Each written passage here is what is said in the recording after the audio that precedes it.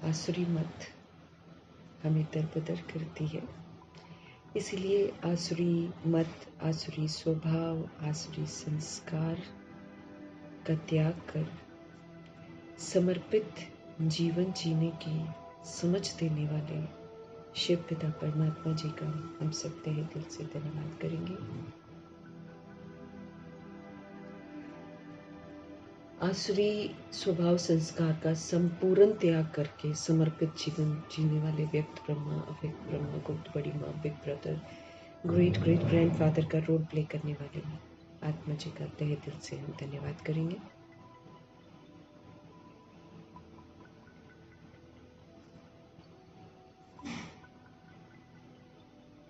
दोनों का जबरदस्त लाइट माइट का कर्तव्य है, तो दोनों जबरदस्त लाइट्स का धन्यवाद करते हुए उनको हाजिर नाजिर करते हुए मीठे मीठे परमपिता परमात्मा जी के मीठे मीठे महावाक्यों की जो समझ है उसको यथार्थ हम मीठे परमात्मा से ही समझेंगे। मीठे परमात्मा की समझ जो है पूरे यूनिवर्स में फैले, पूरे तत्वों में फैले, पूरी प्रकृति में फैले, दिल से हम सब दुआ करेंगे। उनकी जो समझ है वो सभी आत्माओं तक भी पहुंचे, ये भी हम दिल से दुआ करेंगे।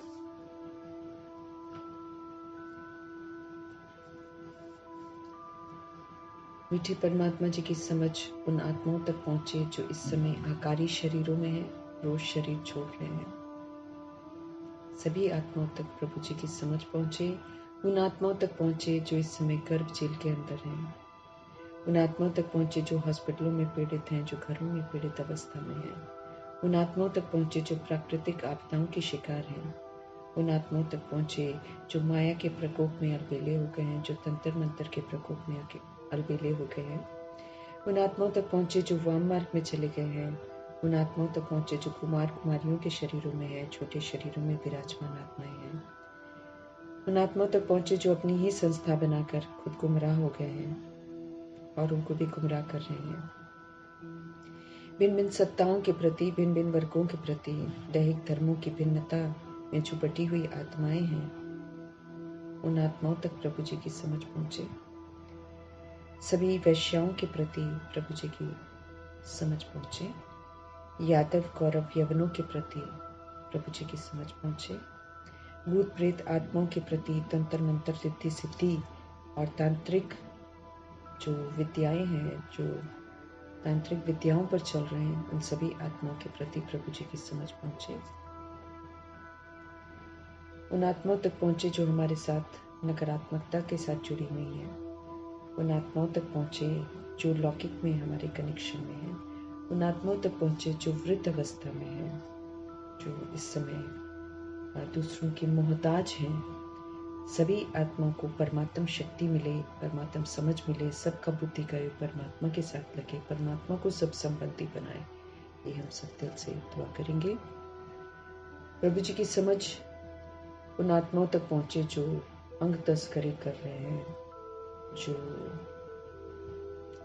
आत्माओं के साथ अत्याचार कर रहे हैं, पापाचार कर रहे हैं, सब आत्माओं तक प्रभु जी की समझ पहुंचे, सब में आत्मिक जागृति आए, क्योंकि ओरिजिनल में सभी आत्माएं सद्गुणी आत्माएं हैं। तो सब तक प्रभु जी की समझ पहुंचे और उन स्थानों और उन व्यक्तियों तक प्रभु जी की समझ पहुंचे जहां तक अभी ज्ञान पहुंचा ही नहीं है। सभी तक समझ पहुंचेगी तो आत्माओं में जागृति आएगी।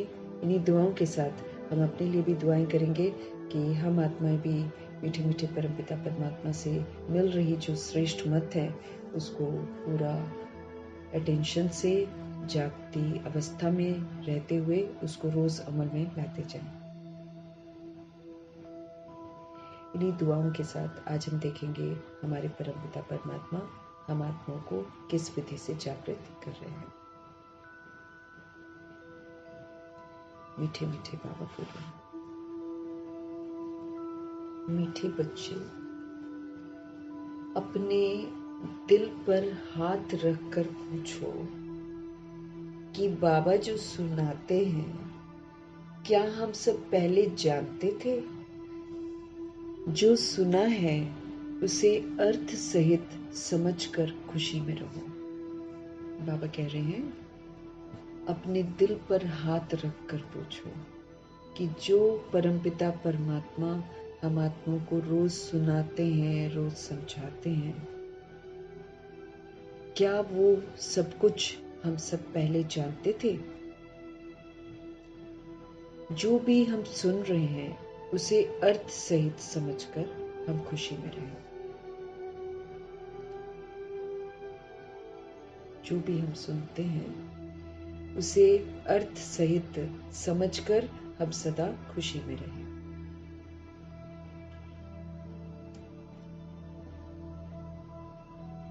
कुछ भी तो नहीं हमको मालूम था, है ना? हमको तो ये भी नहीं मालूम था हम कौन है। तो किसी ने तो हमको नहीं बताया कि हम आत्मा है, किसी ने नहीं बताया कि हम परमात्मा के बच्चे हैं। वो यूं ही बोल देते थे, भगवान ने हमको पैदा किया, लेकिन भगवान है कौन ये किसी को मालूम थोड़ी था। अब सारी बातें कैसे हम सृष्टि रूपी ड्रामा में आते हैं, कैसे पुनर्जन्म में आते हैं, कैसे हम पाठ बजाते हैं, कैसे हम गिरते हैं, फिर बाबा कैसे आकर हमको उठाते हैं, फिर राजाई मर्तबा मिलता है, कहाँ हमको कुछ मालूम था। तो बाबा कहते दिल पर हाथ रखकर पूछो अपने आप से, क्या हम जानते थे? नहीं जानते थे। तो जो अब हम सुन रहे हैं उनसे, उसको मीनिंगफुल तरीके से, उसको अर्थ सहित समझकर खुशी में रहना है। उसके मीनिंग को समझना है और अर्थ सहित समझकर हमेशा खुशी में रहना है। प्रश्न है, तुम्हारे इस ब्राह्मण धर्म में सबसे अधिक ताकत है कौन सी और कैसे? तुम्हारे इस ब्राह्मण धर्म में सबसे अधिक ताकत है, कौन सी ताकत है और कैसे? उत्तर है, तुम्हारा ये ब्राह्मण धर्म ऐसा है जो सारे विश्व की सदगति श्रीमत पर कर देते हैं। तुम्हारा ये ब्राह्मण धर्म ये ऐसा धर्म है जो सारे विश्व की सदगति श्रीमत पर कर देते हैं। ताकत है ना? सारे विश्व की सदगति श्रीमत पर कर देते हैं। ब्राह्मण ही सारे विश्व को शांत बना देते हैं। तुम ब्राह्मण कुलभूषण देवताओं से भी ऊंचे हो। तुमको कहां से ताकत मिलती है? बाप से ताकत मिलती है। तुम ब्राह्मण बाप के मददगार बनते हो, तुम्हें ही सबसे बड़ी प्राइज मिलती है। तुम ब्रह्मांड के भी मालिक बन जाते हो तो तुम विश्व के भी मालिक बन जाते हो। बाबा क्या समझ दे रहे हैं? भगवान की रचना है ये ब्राह्मण धर्म। तो तुम्हारे इस ब्राह्मण धर्म में सबसे अधिक ताकत है। कौन सी ताकत है और कैसे है? तुम्हारा ये जो ब्राह्मण धर्म है, पवित्रता का धर्म है, ये तो ऐसा है जो सारे विश्व की सदगति श्रीमत पर कर देते हैं। अब जैसे बाबा बोलते हैं ना कि तुम जब एक्टिव होते हो, तुम्हारा ज्वालामुखी जो योग है, वो जब योग बहुत पावरफुल हो जाता है तो विनाशकारी आत्माएं भी एक्टिव हो जाती हैं। फिर जब हम लोग थोड़ा सा ठंडे हो जाते हैं, बाबा कहते हैं वो भी ठंडे हो जाते हैं। तो ब्राह्मण सोल्स जो हैं, ब्राह्मण धर्म वाली जो आत्माएं हैं, वो सारे विश्व की सदगति श्रीमत पर कर देती हैं। श्रीमत जैसे जैसे कहती है वैसे वैसे ब्राह्मण आत्माएं करती हैं, उससे फिर सारे विश्व की सदगति हो जाती है, क्योंकि स्व परिवर्तन से विश्व परिवर्तन होता है। तो ब्राह्मण आत्माएं स्व परिवर्तन करती हैं, संपूर्ण पवित्र बनती हैं, तो फिर सारी सोल्स भी चेंज हो जाती हैं। ब्राह्मण ही सारे विश्व को शांत बना देते हैं। शांति के सागर परमपिता परमात्मा के संपर्क में रहते हैं। पहले अपनी शांत अवस्था बनाते हैं, फिर सारे विश्व को ही शांत बना देते हैं। तुम ब्राह्मण कुल भूषण देवताओं से भी ऊंचे हो। तुम ब्राह्मण जो हो, तुम ब्राह्मण कुल भूषण जो हो, तुम देवताओं से भी ऊंचे हो। क्यों? क्योंकि तुम्हें बाप द्वारा ये ताकत मिलती है, भगवान जी से ताकत मिलती है। तुम ब्राह्मण बाप के मददगार बनते हो। तुम ब्राह्मण जो हैं, ब्राह्मण सब नहीं बनते हैं, आते तो क्षत्रिय बनते हैं ना, लेकिन जो सोल्स ब्राह्मण बनती हैं, जो 111 में आती हैं, वो प्रभु जी के मददगार बनते हैं। तुम्हें ही फिर सबसे बड़ी प्राइज भी मिलती है। तुम्हें ही सबसे बड़ी प्राइज मिलती है। तुम ब्रह्मांड के भी मालिक बनते हो। परम धाम में भी सबसे टॉप मोस्ट जगह पर जहाँ शिव पिता परमात्मा है, वहां बिल्कुल समीप रहते हैं। बाबा कहते हैं जब तुम मददगार बनते हो ना पूरे सृष्टि को परिवर्तन करने में, और स्व परिवर्तन करके विश्व परिवर्तन करने में, तो फिर सबसे बड़ी प्राइज मिलती है कि भगवान हक देते हैं बिल्कुल अपने पास रहने का। तो ब्रह्मांड में भी बाबा कहते हैं तुम ब्रह्मांड के भी मालिक बन जाते हो, है ना, और फिर तुम विश्व के भी मालिक बन जाते हो। ऊपर परम धाम में भी मालिक सबसे टॉप में, फिर बाकी सारी सोल्स नीचे नीचे, और विश्व के भी मालिक बनते हैं, सतयुग सचखंड के भी मालिक बनते हैं। तो बाबा का रचा हुआ ब्राह्मण धर्म जो है वो सबसे अधिक ताकत वाला है। ये तो ऐसा धर्म है जो सारे विश्व की सदगति श्रीमत पर कर देते हैं। ब्राह्मण ही सारे विश्व को शांत बना देते हैं। तुम ब्राह्मण कुल भूषण देवताओं से भी ऊंचे हो। तुम्हें बाप द्वारा ये ताकत मिलती है। तुम ब्राह्मण बाप के मददगार बनते हो। तुम्हें ही सबसे बड़ी प्राइज मिलती है। तुम फिर ब्रह्मांड के भी मालिक और विश्व के भी मालिक बन जाते हो। तुम कहाँ के मालिक बन जाते हो? तुम ब्रह्मांड के भी मालिक बनते हो, और फिर बाबा कहते हैं आप विश्व के भी मालिक बनते हो। तो इसमें बहुत ताकत है ब्राह्मण धर्म में। भगवान से ताकत मिलती है, क्योंकि ब्राह्मण आत्माएं फिर परमात्मा के साथ कनेक्टेड रहती हैं। ओम शांति। मीठे मीठे रूहानी सिकिलदे बच्चों प्रति रूहानी बाप बैठ समझाते हैं। मीठे मीठे रूहानी सिकिलदे बच्चों प्रति रूहानी बाप बैठ समझाते हैं। रूहानी बच्चे जानते हैं रूहानी बाप एक ही बार हर 5000 वर्ष के बाद आते हैं जरूर। मीठे मीठे रूहानी सिकिलदे बच्चों प्रति रूहानी बाप बैठकर समझाते हैं। रूहानी बच्चे जानते हैं रूहानी बाप एक ही बार हर 5000 वर्ष के बाद आते जरूर है। कल्प नाम रख दिया है जो कहना पड़ता है। इस ड्रामा की अथवा सृष्टि की आयु 5000 वर्ष है। ये बातें एक ही बाप बैठकर हमको समझाते हैं। ये कभी भी कोई मनुष्य के मुख से नहीं हम सुन सकते हैं कि ये एक ड्रामा है, ये 5000 वर्ष चलता है। रोल्स महज हम कर्मा के अनुसार लेते हैं। कोई स्थायी किसी का रिश्तेदार नहीं होता है। ये जस्ट एक कार्मिक अकाउंट है, इसलिए मेरे मेरे के अधिकार से हमको मुक्त होना है। ये झूठा अधिकार है जो हम लेने की कोशिश करते हैं पर नाकामयाब होते हैं, फिर हम शरीर छोड़ते हैं, फिर पछताते हैं। ये सारी चीजें जो बाबा बताते हैं ये 5000 वर्ष के बाद बाबा आकर हमको बताते हैं, लेकिन ये कोई भी मनुष्य में ताकत नहीं है कि हमको ये सच्चाई से परिचित कराए। कभी भी कोई मनुष्य के मुख से नहीं सुन सकते हैं। तुम रूहानी बच्चे बैठे हो, तुम जानते हो बरोबर हम सभी आत्माओं का बाप वो एक ही है। बाप ही बच्चों को बैठ अपना परिचय देते हैं, जो कोई भी मनुष्य मात्र नहीं जानते।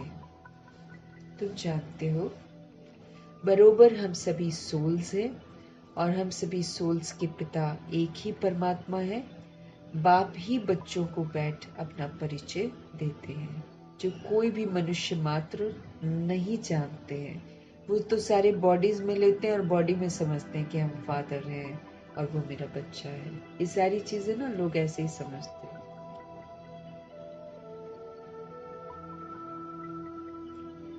तो बाप ही बच्चों को बैठकर अपना परिचय देते हैं, जो कोई भी मनुष्य मात्र जानते ही नहीं है, किसी को पता ही नहीं है कि गॉड ईश्वर क्या है, जबकि उनको गॉड फादर बाप कहते हैं। तो बहुत प्यार होना चाहिए ना, लेकिन प्यार नहीं है, बस एक जरूरत है कि भगवान की पूजा करते हैं कि हमारा ये काम हो जाए, हमारा वो काम हो जाए, ये जरूर बोलते हैं। बाकी वो है क्या, गॉड है क्या, किस विधि से वो हमारे संबंध में है, कुछ नहीं जानते हैं। सिर्फ गॉड फादर कहते हैं और फिर भगवान, फिर ईश्वर, फिर अल्लाह, इस तरह कहते हैं। तो बहुत प्यार होना चाहिए ना, बाबा कहते हैं अगर गॉड को हम जान जाते हैं तो फिर हमको तो उनसे बहुत प्यार होना चाहिए। बेहद का बाप है तो जरूर उनसे वर्षा भी तो मिलता होगा ना। अगर वो फादर है तो फादर से वर्षा तो मिलता होगा, जैसे दुनिया में लौकिक फादर से लोग वर्षा लेते हैं ना। तो बाबा कहते हैं ये भी तो वर्षा मिलना चाहिए ना।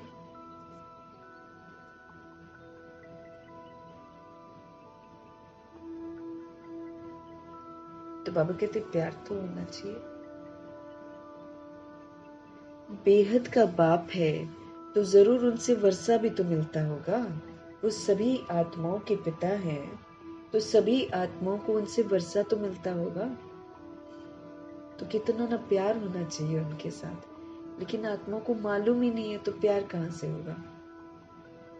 उल्टा वो तो भगवान को बहुत दूर दूर का वो अनुभव करते हैं कि वो बहुत दूर है, हम उन तक कभी पहुंच ही नहीं सकते हैं बस, लेकिन वो हमारी जरूरतों को पूरा करते हैं। ये वाले थॉट सबके मन में रहते हैं।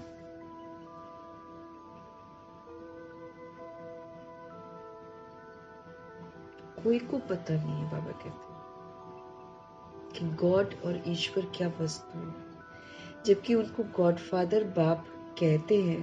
तो बहुत प्यार होना चाहिए ना। बेहद के बाप है तो फिर जरूर उनसे वर्षा भी मिलना होगा। अंग्रेजी में अक्षर तो अच्छा कहते हैं, हेवनली गॉड फादर कहते हैं, परंतु वो समझते हैं कि हेवन ऊपर है और भगवान हेवन में रहते हैं। यहाँ पर बाबा समझाते हैं कि वो हेवन में कभी जाते नहीं हैं। हेवन यहाँ पर सृष्टि पर होता है और उसकी स्थापना बाबा संगम युग में करते हैं। तो ये सारी चीजें जो है ये हमको यहाँ पर मालूम बाबा से ही चलती हैं। बाकी दुनिया सिर्फ कहती है हेवनली गॉड फादर, लेकिन समझती नहीं है। तो बाबा कहते हैं अंग्रेजी में अक्षर तो अच्छा कहते हैं हेवनली गॉड फादर। हेवन कहा जाता है किसको? नई दुनिया को हेवन कहते हैं, और हेल कहा जाता है पुरानी दुनिया को। हेवन कहा जाता है न्यू वर्ल्ड को और हेल कहा जाता है पुरानी दुनिया को। परंतु स्वर्ग को तो बाबा कहते कोई जानते ही नहीं है। स्वर्ग को कोई नहीं जानते। सन्यासी तो मानते ही नहीं है कि कभी इतना कोई सुख होता है। वो तो हमेशा कहते हैं सुख तो इस दुनिया में काग विष्टा के समान थोड़ा सा है बस, उसके बाद तो दुख ही दुख है। तो वो तो स्वर्ग को मानते ही नहीं है सन्यासी जो होते हैं। वो कभी भी ऐसे नहीं कहेंगे कि बाप स्वर्ग का रचता है। हेवनली गॉड फादर ये अक्षर बहुत मीठा है और हेवन मशहूर भी है। स्वर्ग स्वर्ग स्वर्ग सब बोलते हैं, लेकिन कैसे स्वर्ग स्थापन होता है नहीं मालूम। लेकिन कोई मर जाता है तो यही बोलते हैं कि स्वर्ग पधारा, लेफ्ट फॉर हेवनली अबोड, ऐसे कहते हैं। अब वो आत्मा तो यही सृष्टि रूपी ड्रामा में रहती है। वो कहाँ हेवनली अबोर्ड में जाएगी, क्योंकि हेवनली अबोर्ड में जाने के लिए तो बाबा कहते हैं कि फिर क्वालिफाई करना पड़ता है, वहां तो बेदाग बनना पड़ता है और परफेक्ट फ्लॉलेस बनना पड़ता है और फिर संपूर्ण निर्विकारी बनना पड़ता है, सारे गुणों से संपन्न बनना पड़ता है, संपूर्ण अहिंसक बनना पड़ता है, मर्यादा पुरुषोत्तम बनना पड़ता है। ये तो फिर क्वालिफाई करना पड़ता है बाबा के। तो ये अक्षर जो हेवनली गॉडफादर का है, ये बहुत मीठा है और हेवन मशहूर भी है। तुम बच्चों की बुद्धि में हेवन और हेल का सारा जो चक्र है ना, सृष्टि के आदि मध्य अंत का बुद्धि में फिरता है। तुम बच्चों की बुद्धि में हेवन और हेल का सारा चक्र जो है वो सृष्टि के आदि मध्य अंत का बुद्धि में फिरता है। जो सर्विसेबल हैं बाबा के, जो सर्विसेबल हैं, सभी तो एक रस सर्विसेबल नहीं बनते। बाबा की सेवाएं तो सब करते हैं बच्चे, लेकिन बाबा कहते हैं सब एक रस नहीं करते, है ना। कोई कैसे करता है, कोई कैसे करता है, लेकिन असली सर्विसेबल बच्चे जैसे ब्रह्मा जी हैं, मम्मा हैं, दादियां हैं, ये सब कैसे करते हैं, ये 100% अपने पर अटेंशन रखते हैं। तो इनकी जो स्वस्थिति है वो करती है सेवा। तो वो इस बात पर ध्यान देते हैं कि स्व परिवर्तन करके विश्व परिवर्तन का कार्य करना है। स्व परिवर्तन करके विश्व परिवर्तन का कार्य करना है। तो बाबा कह रहे हैं कि जो सर्विसेबल हैं, सभी तो एक रस सर्विसेबल नहीं बनते हैं।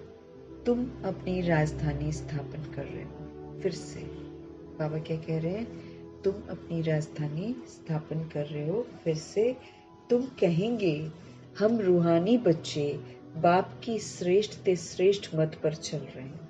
अभी हर आत्मा को ये बोला जा रहा है कि अपने लिए खुद ही राजधानी स्थापन करो, अपने लिए खुद सीट बुक करो। बाबा तो रचना रचते हैं स्वर्ग की, लेकिन उस स्वर्ग में जाने के लिए फिर हमें अपने पुरुषार्थ के अनुसार अपनी सीट बुक करनी पड़ती है।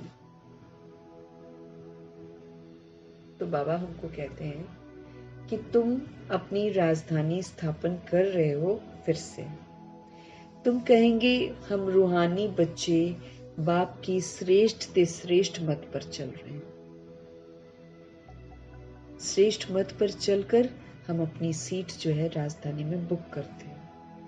तो तुम अपनी राजधानी स्थापन कर रहे हो। फिर से तुम कहेंगे हम रूहानी बच्चे बाप की श्रेष्ठ ते श्रेष्ठ मत पर चल रहे हैं। ऊंच ते ऊंच बाप की ही तो श्रीमत है। किसकी श्रेष्ठ मत है? ऊंचे ते ऊंचे परमपिता परमात्मा की श्रेष्ठ मत है। श्रीमद् भगवत गीता भी गाई हुई है। ये है पहले नंबर का शास्त्र।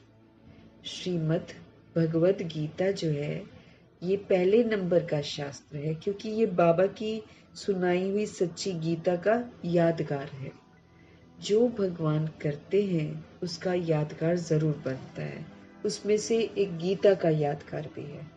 बाबा हमको रोज मुरली सुनाते हैं, उसमें श्रेष्ठ मत देते हैं, इसको सच्ची गीता कहते हैं। अब बाबा सुनाते हैं सच्ची गीता, और फिर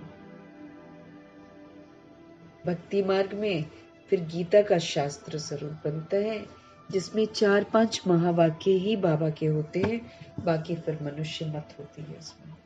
तो वो जो 4-5 महावाक्य होते हैं ना शिव बाबा के, वही उसकी अहमियत को बढ़ा देते हैं। इसीलिए दुनिया में सारे जितने भी है धर्म शास्त्र, उसमें सबसे मुख्य जो है गीता को माना जाता है। अदालत में भी इसको यूज किया जाता है, लेकिन इसकी अहमियत ये है कि लोग समझते हैं कि इस पर हाथ रखकर हम सच बोलेंगे, सच के सिवाय कुछ नहीं बोलेंगे, लेकिन इसी के ऊपर हाथ रखकर आत्माएं झूठ बोलती हैं। क्यों? क्योंकि पूरी की पूरी गीता जो बनी हुई है यादगार, वो सच्ची थोड़ी है। उसमें 4-5 महावाक्य हैं बाबा के जो सच्चे, बाकी तो मनुष्य मत है। इसीलिए सच्चाई है बीच में, तो उसको गीता को अहमियत देते हैं सबसे टॉप मोस्ट में, लेकिन बाकी का झूठ है, इसलिए उस पर हाथ रखकर झूठ भी बोलती है आत्मा। दोनों ही बातें हो जाती है ना। तो बाबा कहते ऊंच ते ऊंच बाप की ही श्रेष्ठ मत है, श्रीमद् भगवत गीता भी गाई हुई है। ये है पहले नंबर का शास्त्र।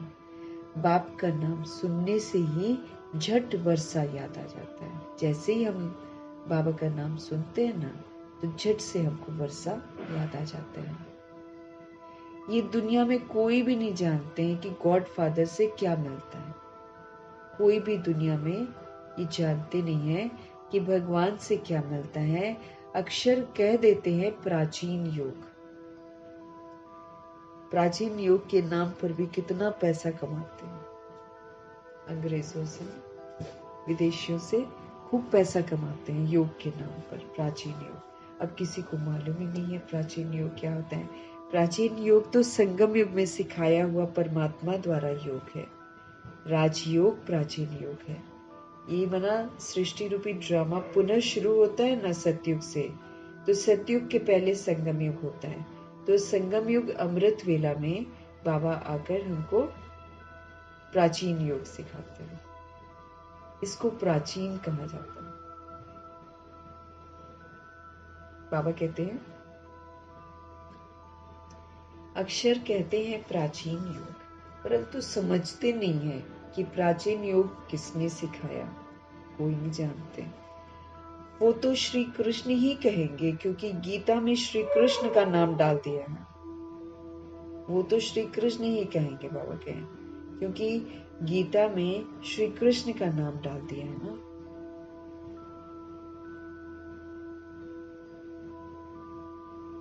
अभी तुम समझते हो कि बाप ने ही राजयोग सिखाया है हमको। राजा बनकर परमपिता परमात्मा से योग लगेगा। जब हम राजा हैं प्रकृति में, तो हमारा कनेक्शन शिव बाबा से हो जाएगा। तो राजयोगी बनकर सारी कर्म इंद्रियों को चलाना है।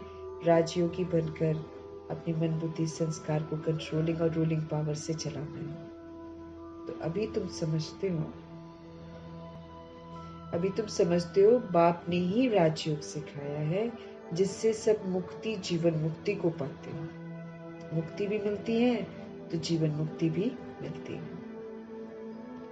अभी तुम समझते हो बाप ने ही राजयोग हमको सिखाया है, जिससे सब मुक्ति, जीवन मुक्ति को पाते हैं। ये भी समझते हो कि भारत में ही शिव बाबा आए थे। उनकी जयंती भी मनाते हैं, परंतु गीता में नाम गुम होने से महिमा भी गुम हो गई। गीता में नाम गुम हो गया ना, भगवान वाच भी लिख देते हैं, श्री कृष्ण भी लिख देते हैं, तो कंफ्यूज हो गए ना आत्माएं। तो बाबा कहते हैं परंतु गीता में नाम गुम होने से उनकी महिमा भी बाबा की गुम हो जाती है। तो असल में बाबा ने राजयोग सिखाया था, उसी को प्राचीन योग कहते हैं। राजयोग के अनुसार अपने को राजा आत्मा समझकर भृकुटी में विराजमान होकर हमें परमपिता परमात्मा से कनेक्ट होना है, और फिर मुक्ति और जीवन मुक्ति को हम पाते हैं। प्रैक्टिकल में हम अपने आप को सर्व बंधनों से मुक्त करते हैं, निराकारी बनाते हैं, और फिर प्रैक्टिकल में फिर हम जीवन मुक्ति ट्रस्टी सेवाधारी बनकर जीवन मुक्त अवस्था में स्थित होकर फिर हम जीवन मुक्ति के संस्कार बनाते हैं। कोई बंधन नहीं, सबके साथ दैवी स्वभाव, दैवी व्यवहार, लेकिन कोई किसी के साथ बंधन नहीं। तो बाप ने ही राजयोग सिखाया है, जिससे सब मुक्ति, जीवन मुक्ति को पाते हैं। ये भी समझते हो कि भारत में ही शिव बाबा आए थे, उनकी जयंती भी मनाते हैं, परंतु गीता में क्या कर दिया है, गीता में नाम गुम होने से महिमा भी सारी गुम हो गई है।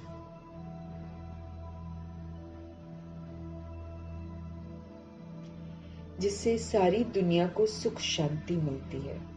परमपिता परमात्मा ही सुख और शांति के सागर हैं, उन्हीं से हमको सुख और शांति मिलती है। तो जिनसे सारी दुनिया को सुख शांति मिलती है, उस बाप को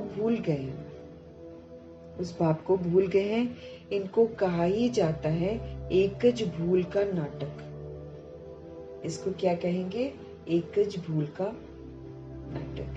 भगवान को भूल जाते हैं। तो ये जो एक भूल है, ये अनेका अनेक भूल करवा देती है। क्योंकि बाबा अभी भी हमको बोलते हैं ना कि अगर तो आप बाबा को याद कर रहे हो तब तो आप सही रास्ते पर हो, लेकिन जहां आप याद नहीं कर रहे हो वहां आप पाप कर रहे हो। ये बाबा ने हमको स्पष्ट कर दिया।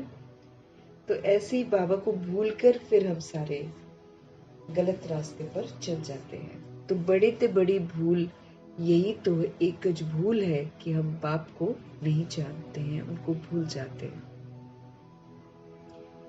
कभी कह देते हो कि वो नाम रूप से न्यारा है, फिर कह देते हो कि वो कचमच अवतार है। ऐसे ही डिफरेंट डिफरेंट कहानी बना देते ना। फिर कभी कहते कि उसका नाम नहीं है, उसका रूप नहीं है। अब बाबा कहते उनका नाम शिव पिता है, शिव परमात्मा है, और उनका रूप भी है ज्योति बिंदु। तो नाम रूप से न्यारी तो कोई चीज होती ही नहीं है। और दूसरा फिर बाबा कहते हैं कचमच अवतार, 24 अवतार बताते हैं, और वो 24 के 24 अवतार को बोलते भगवान है। हाँ।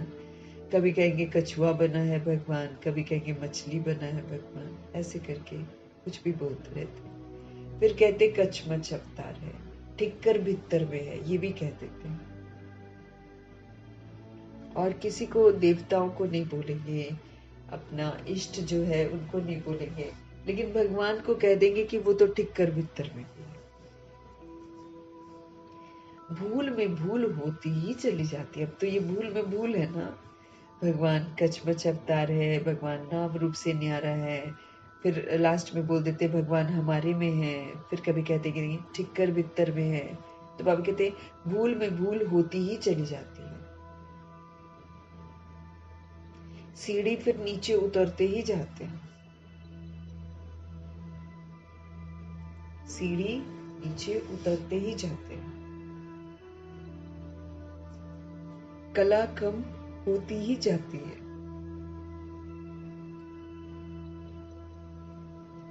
भूल में भूल होती जाती है, सीढ़ी नीचे उतरते जाते हैं, कला कम होती जाती है, तमो प्रधान बनते जाते हैं।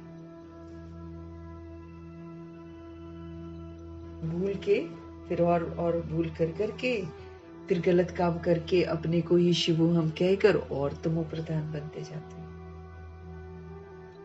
ड्रामा के प्लान अनुसार जो बाप स्वर्ग का रचता है, जिसने भारत को स्वर्ग का मालिक बनाया है, उनको ठिक्कर बित्तर में कह देते हैं।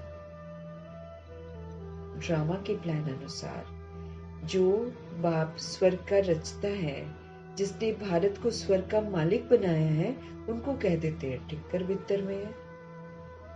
मतलब पत्थर है, कुछ भी है ना, सब में भगवान है कहेंगे, कह देते हैं। और अभी बाप समझाते हैं कि तुम सीढ़ी कैसे उतरते आए हो। ऊपर से नीचे हम सीढ़ी उतरते आए ना। तो बाबा फिर हमको सीढ़ी के चित्र से समझाते हैं, क्योंकि उन्होंने ही बनवाया है। तो सीढ़ी कैसे हम नीचे उतरते आए हैं, कुछ भी किसी को पता थोड़ी है। किसी को मालूम है कि हम ऐसे उतरते हैं? नहीं मालूम है, सुनना भी नहीं चाहते।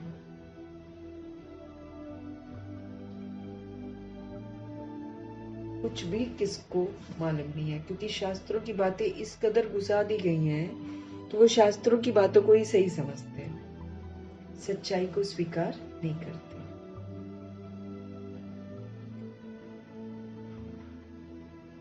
तो बाबा कहते हैं कुछ भी किसको पता नहीं है। ड्रामा क्या है पूछते रहते हैं। ये दुनिया कब से बनी है, नई सृष्टि कब थी, तो कह देंगे लाखों वर्ष आगे। समझते हैं पुरानी दुनिया में तो अभी बहुत वर्ष पड़े हैं। समझते हैं पुरानी दुनिया में तो अभी बहुत वर्ष पड़े हैं। इसको अज्ञान अंधेरा कहा जाता है। इसको अज्ञान अंधियारा कहा जाता है। पुरानी दुनिया में तो अभी बहुत वर्ष पड़े हैं, ऐसे ही सोचते हैं लोग। और बाबा कहते हैं इसी को तो अज्ञान अंधियारा कहा जाता है। बहुत वर्ष, जबकि ये खत्म होने वाली है, तब भी समझते हैं कि अभी बहुत इसमें टाइम बाकी है।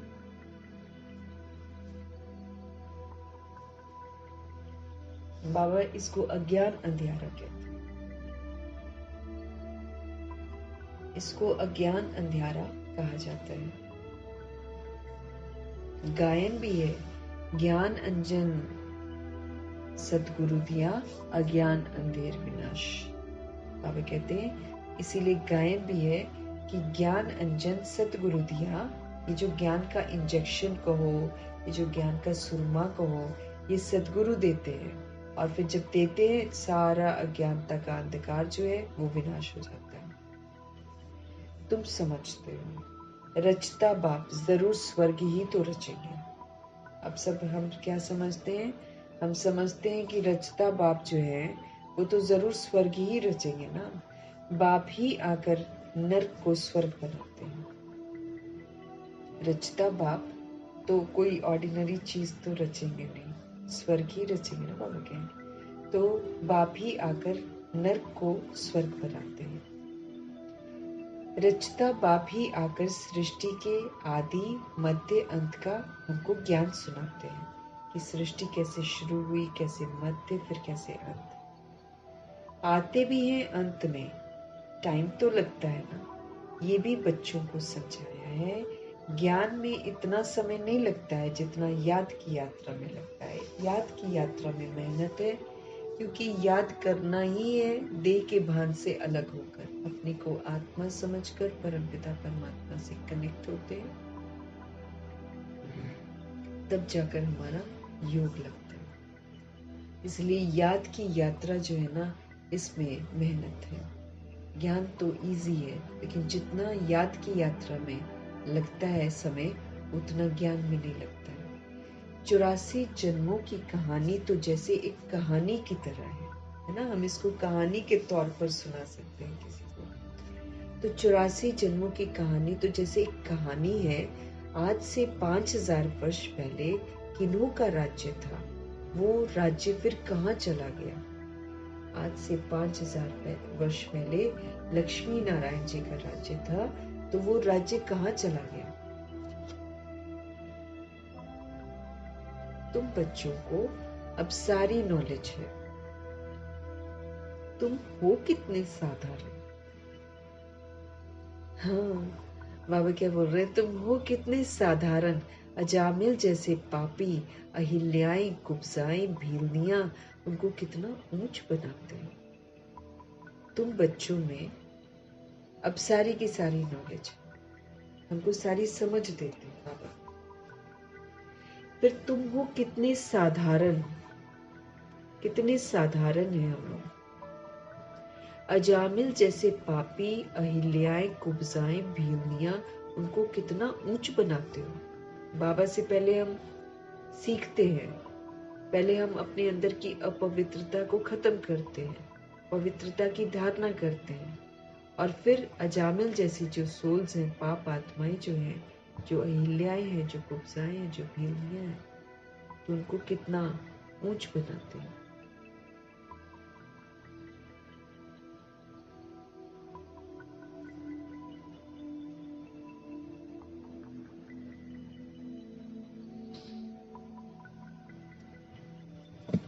तो तुम बच्चों को अब सारी नॉलेज है। तुम हो कितने साधारण।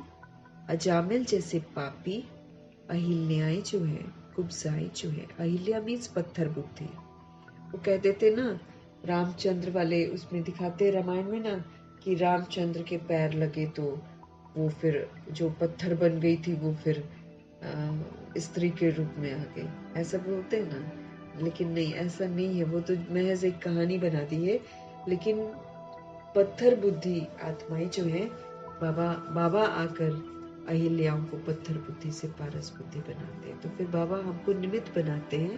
पहले हम लोग बनते, फिर हम दूसरी सोच को बनाने के निमित्त बनते। तो तुम कितने साधारण हो। अजामिल जैसे पापी, अहिल्याएं, कुब्जाएं, भीलनियां उनको कितना ऊंच बनाते हो। भगवान से जोड़ते हैं तो फिर कितना ऊंच बनाते हैं। बाप समझाते हैं तुम क्या से क्या बन गए हो। बाप आकर समझाते हैं पुरानी दुनिया का अब हाल देखो क्या हो गया। मनुष्य तो कुछ भी नहीं जानते कि सृष्टि का चक्र कैसे फिरता है। जब हम लोग भी बाबा को नहीं जानते थे, तो हमको ये दुनिया पुरानी थोड़ी लग रही थी। जो जैसी दुनिया थी हम उसमें वैसे ही जी रहे थे। लेकिन जब बाबा हमको तीसरा समझ का नेत्र देते हैं, हमारे बुद्धि का ताला खुलना शुरू होता है, तब हमको लगता है कि कितनी पुरानी दुनिया हो गई है। तो पुरानी दुनिया का अब हाल देखो क्या हो गया है। मनुष्य कुछ भी नहीं जानते कि सृष्टि का चक्र कैसे फिरता है। बाप कहते हैं तुम अपने दिल पर हाथ रखकर पूछो। आगे ये कुछ जानते थे क्या? जो बाबा ने हमको बताया है, क्या हम कुछ जानते थे? कुछ भी नहीं जानते थे। हम भी ऑर्डिनरी ह्यूमन बीइंग्स की तरह जी रहे थे, आसुरी मत पर चल रहे थे, आसुरी स्वभाव संस्कार यूज कर रहे थे।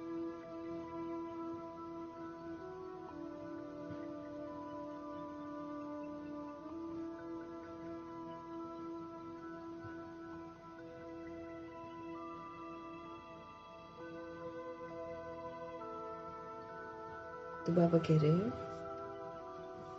तुम क्या से क्या बन गए हो। बाप आकर समझाते हैं पुरानी दुनिया का अब हाल देखो क्या हो गया है। मनुष्य वो तो कुछ भी नहीं जानते कि सृष्टि का चक्र कैसे फिरता है। बाप कहते हैं तुम अपने दिल पर हाथ रखकर पूछो।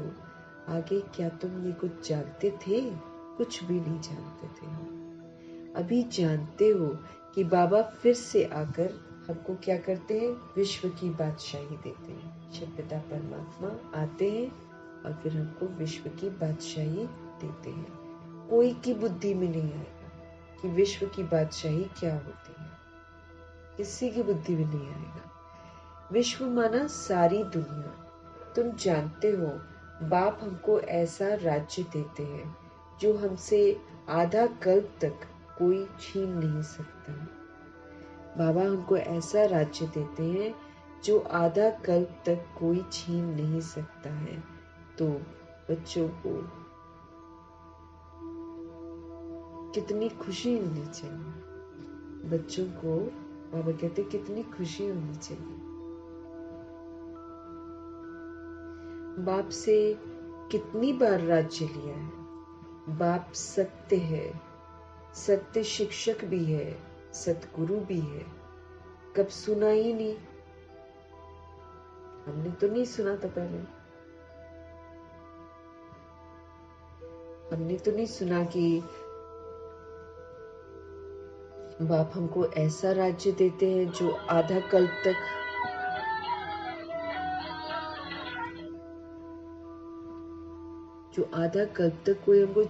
कोई हमसे छीन ही नहीं सकता है।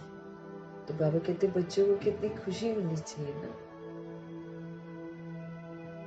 बाप से कितनी बार राज्य लिया है। बाप सत्य है। बाबा सत्य शिक्षक भी है, बाबा सतगुरु भी है। कब सुना ही नहीं हमने। अभी अर्थ सहित तुम समझते हो हर बात। अभी हम सभी आत्माएं अर्थ सहित समझते हैं।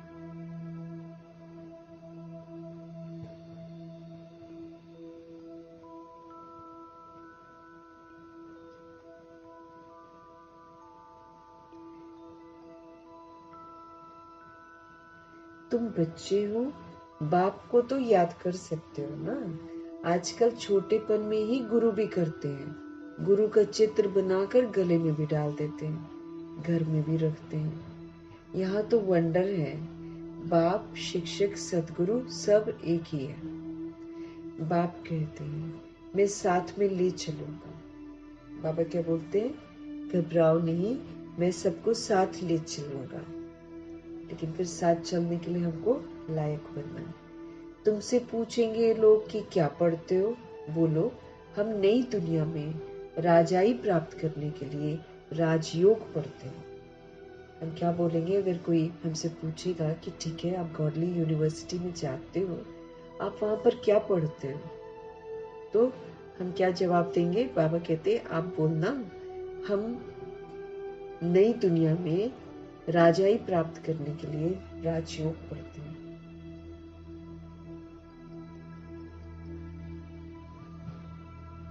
ये तो है ही राजयोग।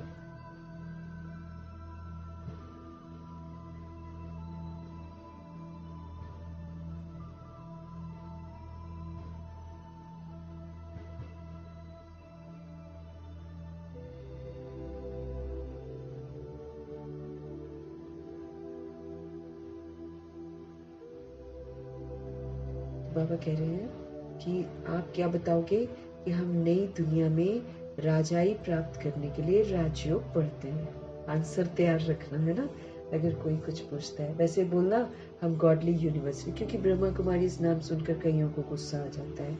वो समझना शुरू करते हैं कि कोई संस्था है, कोई अलग सा धर्म है। इसीलिए क्या कहेंगे, हम गॉडली यूनिवर्सिटी में पढ़ते हैं। फिर क्या पढ़ते हो आप वहां पर? तो बाबा कह रहे हैं उनको बोलना हम नई दुनिया में राजाई प्राप्त करने के लिए राजयोग पढ़ते हैं। सुंदर जवाब है ना। ये है ही राजयोग। यहाँ पर आत्मा राजा बनकर परमात्मा से योग लगाती है और अपने लिए फिर राजधानी स्थापन करती है, अपने को देव कुल का बनाने के लिए क्वालिफाई करती है। तो कितनी ऊंची पढ़ाई है, बड़े ही शान से, बड़े ही गर्व से सबको बताना है। जैसे बैरिस्टर योग होता है तो जरूर बुद्धि का योग बैरिस्टर तरफ जाएगा। टीचर को जरूर याद तो करेंगे ना। तुम कहेंगे हम स्वर्ग की राजाई प्राप्त करने के लिए ही तो पढ़ते हैं, हम स्वर्ग की राजाई लेने के लिए ही तो पढ़ते हैं। कौन पढ़ाते हैं? शिव बाबा भगवान पढ़ाते हैं। ऐसे बताना है, कोई छिपाना थोड़ी है, सच्ची बात है ना। हम शिव बाबा भगवान से पढ़ते हैं। कोई बोलेगा आप क्या ये रोज रोज क्या पढ़ते रहते हो, ऐसे कई लोग बोलते हैं ना। तो फिर ये कितना सुंदर हम आंसर। अब एक तरह से हमने अगले को संदेश भी दे दिया, सेवा भी कर ली संदेश देने की, और काम भी बन गया, है ना। सुंदर जवाब बाबा ने हमको सिखाया है कि जब लोग पूछे सबसे पहले हम ये बताएंगे ब्रह्मा कुमारीज में जाते हैं, नहीं हम गॉडली यूनिवर्सिटी में जाते हैं। ठीक। फिर दूसरा बाबा कहते हैं क्या बोलेंगे, वो पूछेंगे क्या पढ़ते हो यूनिवर्सिटी में। तो फिर बाबा कहते हैं उनको बोलो कि हम नई दुनिया में राजाई प्राप्त करने के लिए हम राजयोग पढ़ते हैं। अगले को इंटरेस्ट होएगा तो पूछेगा भाई राजयोग क्या होता है, फिर आगे आगे बढ़ेगा ना। जिसको नहीं इंटरेस्ट होएगा वो नहीं सुनेगा, लेकिन याद तो जरूर है, उसकी बुद्धि में रिकॉर्डिंग तो हो जाएगी। फिर जब विनाश होएगा उसको याद आएगा। आपने तो अपना काम कर दिया ना, कि भगवान आए हुए हैं और भगवान पढ़ा रहे हैं। तुम कहेंगे हम स्वर्ग की राजाई प्राप्त करने के लिए ही तो पढ़ते हैं। कौन पढ़ाता है पूछेंगे, शिव बाबा भगवान पढ़ाते हैं। उनका नाम तो एक ही है जो चला आया है। रथ का नाम तो नहीं चलता है ना, रथ का नाम नहीं है कि ब्रह्मा जी पढ़ाते हैं, नहीं शिव बाबा पढ़ाते हैं। मेरा नाम है ही शिव, बाप शिव और रथ ब्रह्मा कहेंगे। तो अभी तुम जानते हो ये कितना वंडरफुल है। शरीर तो एक ही है ना, इनको भाग्यशाली रथ क्यों कहते हैं? शरीर तो एक ही है, इनको फिर भाग्यशाली रथ क्यों कहते हैं? क्योंकि शिव बाबा की प्रवेशता है तो जरूर दो आत्माएं ठहरी ना। तो ये फिर भाग्यशाली रथ तो हुआ कि भगवान इनको यूज करते हैं। तो कितनी बड़ी बात है ना। तो भाग्यशाली रथ क्यों कहते हैं? क्योंकि शिव बाबा की प्रवेशता है तो जरूर दो आत्माएं ठहरी ना। ये भी तुम जानते हो, और किसको तो ये ख्याल में भी नहीं आता है।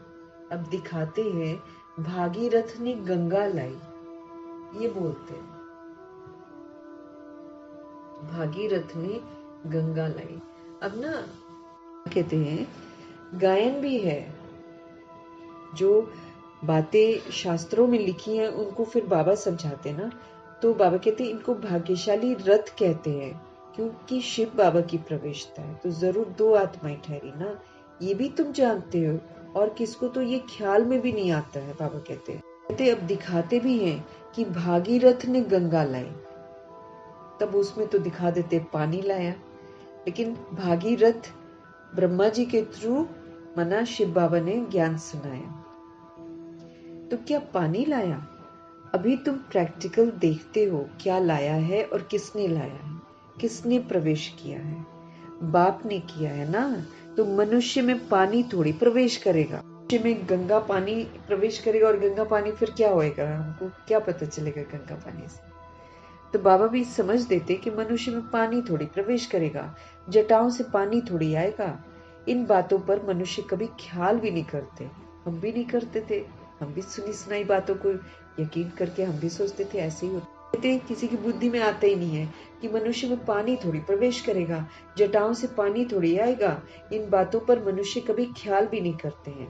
कहा ही जाता है रिलीजन इज माइट। ऐसा कहते हैं रिलीजन में ताकत है, लेकिन धर्म है क्या किसी को मालूम नहीं है।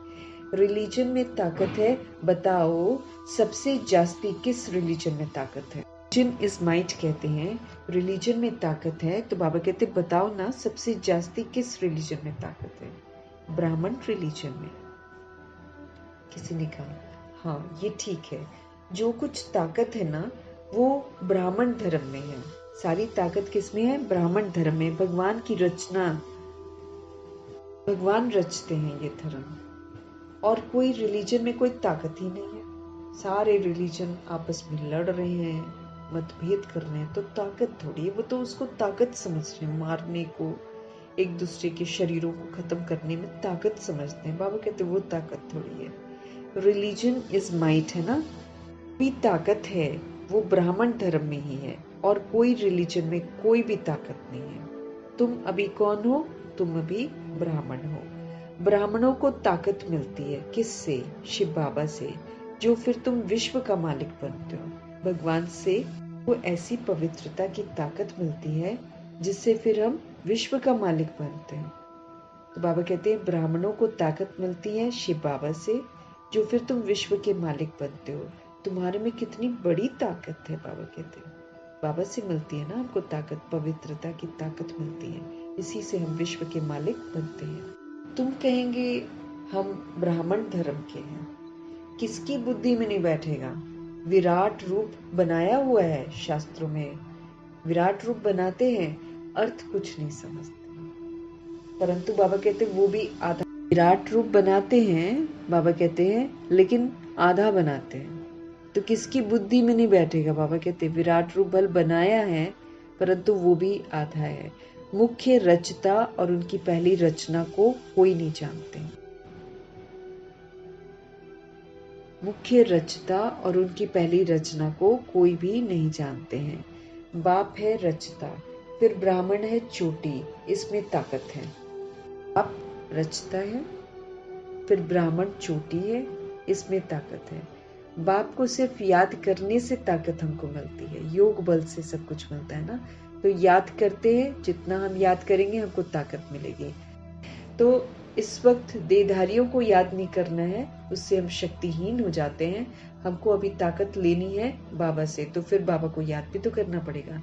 बच्चे तो जरूर नंबरवार ही बनेंगे, सब तो एक जैसे नहीं बनते। बाबा कहते तुम इस दुनिया में सर्वोत्तम ब्राह्मण कुलभूषण, ये जो दुनिया है इसमें हम सर्वोत्तम ब्राह्मण कुलभूषण हैं। देवताओं से भी हम ऊंचे हैं। तुमको अब ताकत मिलती है, सबसे जास्ती ताकत है किसमें? ब्राह्मण के धर्म में। वो कहते हैं ब्राह्मण क्या करते हैं? सारे विश्व को शांत बना देते हैं। खुद पहले शांति के स्वधर्म में स्थित होते हैं और फिर विश्व को शांति का सहयोग देते हैं। तो सारी विश्व को शांत बना देते हैं।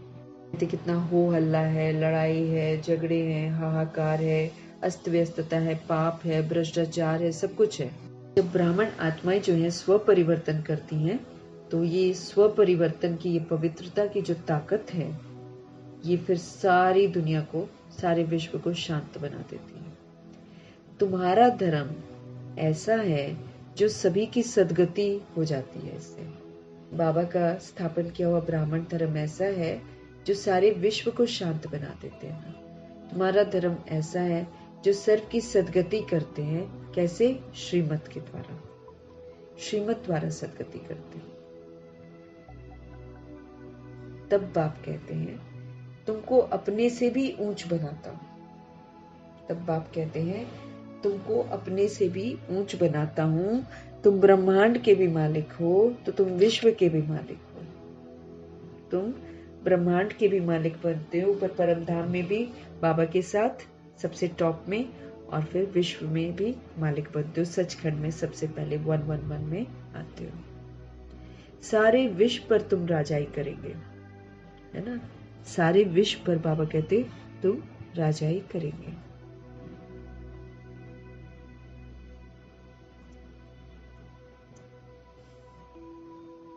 अभी गाते हैं ना, भारत हमारा देश है, कभी महिमा के गीत गाते हैं, कभी फिर कहते हैं भारत की क्या हालत हो गई है इंसान, है ना, ऐसे वाले गीत भी बनाते हैं। जानते नहीं है कि भारत इतना ऊंच कब था।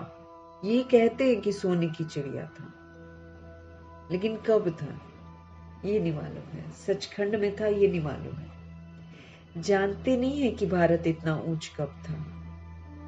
मनुष्य तो समझते हैं कि स्वर्ग अथवा नर्क, मनुष्य तो समझते हैं स्वर्ग अथवा नर्क यहाँ है। जिसको धन है, जिसके पास मोटर गाड़ी है, बंगला है, उसको वो स्वर्ग समझते हैं। और ये नहीं समझते कि स्वर्ग कहा ही जाता है नई दुनिया को। ये नहीं समझते, समझते ही नहीं है कि स्वर्ग किसको कहा जाता है। वो तो ये समझते हैं स्वर्ग भी यहीं पर है, नर्क भी यही है। जिसके पास धन है वो स्वर्ग में है, जिसके पास धन नहीं है वो नर्क में है। ये तो समझते, ये नहीं समझते हैं स्वर्ग कहा ही जाता है नई दुनिया को। यहाँ सब कुछ सीखना है। साइंस एक हुनर भी फिर वहां काम में आता है। सब कुछ यहाँ पर सीखना है, बाबा कहते हैं। फिर वो संस्कार लेकर सोल जाती है।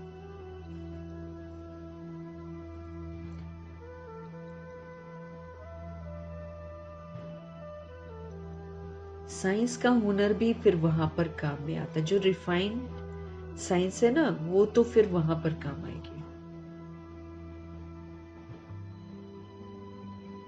ये साइंस भी बहुत सुख देती है।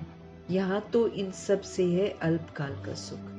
जो असल में वो सुख देती है वो सतयुग में साइंस काम आएगी। और बाकी बाबा कहते हैं यहाँ तो जितना भी साइंस की चीजें आती हैं अल्पकाल का सुख देती हैं, साथ में अपने नुकसान भी तो लेकर आती हैं। वहां तुम बच्चों के लिए ये स्थायी सुख हो जाएगा। यहाँ तो सब सीखना है ना, जो फिर संस्कार हम लेकर जाएंगे। कोई नई आत्माएं नहीं आएंगी जो सीखेंगी, है ना, यहीं से सीख कर सोल्स जाएंगे। यहाँ के बच्चे ही साइंस सीख कर वहां चलते हैं, बहुत होशियार हो जाएंगे, सब संस्कार ले जाएंगे, फिर वहां काम में आएंगे। अभी है अल्पकाल का सुख, यहाँ पर अल्पकाल का सुख है। फिर ये बॉम्ब्स आदि ही सबको खलास कर देंगे। साइंस से ही बॉम्ब्स बनाते हैं, लेकिन फिर ये बॉम्ब्स कैसे हो जाते हैं, विनाशकारी होते हैं। इससे फिर सबको खलास कर देंगे। मौत के बिगर तो शांति का राज्य कैसे हो। मौत तो होगी, भले हाहाकार शोरगुल सब कुछ होगा, फिर सबकी बॉडीज खत्म होंगी, फिर सोल तो है ही शांत स्वरूप, फिर निकलेगी तो शांति धाम जाएगी। बाबा कहते हैं बाकी दुनिया में अल्पकाल के सुख हैं, फिर ये बॉम्ब्स आदि भी सबको खलास कर देंगे। मौत के बिगर तो शांति का राज्य कैसे हो सकता है।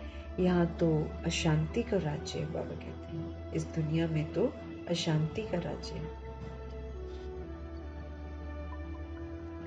ये भी तुम्हारे में नंबरवार है जो समझते हैं, सब नहीं समझते। यहाँ फिर कहीं जो अच्छे जगह पर रहते हैं वो फिर सोचते हैं यही ठीक है। अब जैसे बाबा कहते हैं यहाँ तो अशांति का राज्य है, ये भी तुम्हारे में नंबरवार में है जो समझते हैं। हम पहले अपने घर जाएंगे, फिर हम सुखधाम में आएंगे। कम लोग समझते हैं। बाबा कहते हैं है ये अशांति का राज्य, लेकिन बाबा कहते हैं नंबरवार ही तुम लोग में सब समझते हैं। हम पहले अपने घर जाएंगे, फिर हम सुखधाम में आएंगे। सुख में बाप तो आते ही नहीं है। बाप कहते हैं मुझे भी वानप्रस्थ रथ चाहिए ना, मुझे भी तो वानप्रस्थ रथ चाहिए। क्योंकि कोई यंग होएगा, कोई छोटा होएगा, तो फिर उसमें बाबा सबको बच्चा बच्चा कैसे कहेंगे। इसलिए उनको वानप्रस्थी रथ चाहिए जो अनुभवी हो, है ना, और जो थोड़ा सा वृद्ध वाली स्टेज में आए, ताकि उनके थ्रू जो है बॉडी जो है उनकी वृद्ध वाली स्टेज में आए, ताकि उनके थ्रू बाबा जब संबोधित करे तो सबको बच्चा आराम से कह सके।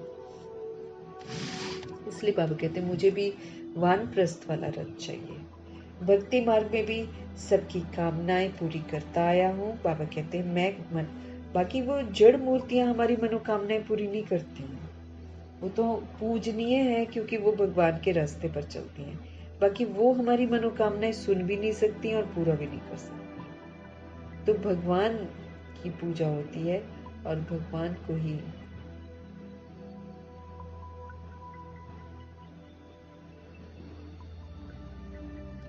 तो मुझे भी वानप्रस्थ रथ चाहिए ना। भक्ति मार्ग में भी सबकी कामनाएं पूरी करता आया हूँ। बाबा कहते हैं, स्पष्ट कर रहे हैं कि मैं मनोकामनाएं पूरी करता हूँ। मनुष्य थोड़ी कर सकते हैं, देवी देवता के जड़ चित्र थोड़ी कर सकते हैं। वो सुनते मिट्टी की मूर्ति है ना, और जिनकी मिट्टी की मूर्ति बनी है वो तो कहीं और पाठ बजा रहे हैं। अब बाबा तो हम लोग को बोल रहे हैं, भाई पुकार सुनो, लोग कैसे पुकार रहे हैं।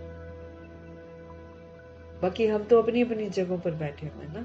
तो नंबरवार ही बाबा कहते हैं आत्माएं समझती हैं कि यहाँ पर अशांति है, और नंबरवार ही समझती है कि असल में भगवान ही है जो सारी मनोकामनाएं पूरी करते हैं, मनुष्य नहीं करते हैं।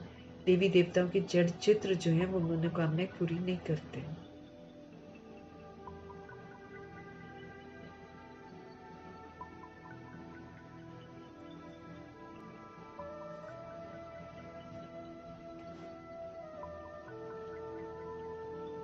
संदेशियों को भी दिखाया है कि कैसे भगत लोग तपस्या पूजा आदि करते हैं, देवियों को सजाते हैं, पूजा आदि करके फिर समुद्र में डुबो देते हैं। अब शुरू हो गया, आज से नवरात्रि शुरू हो गए ना।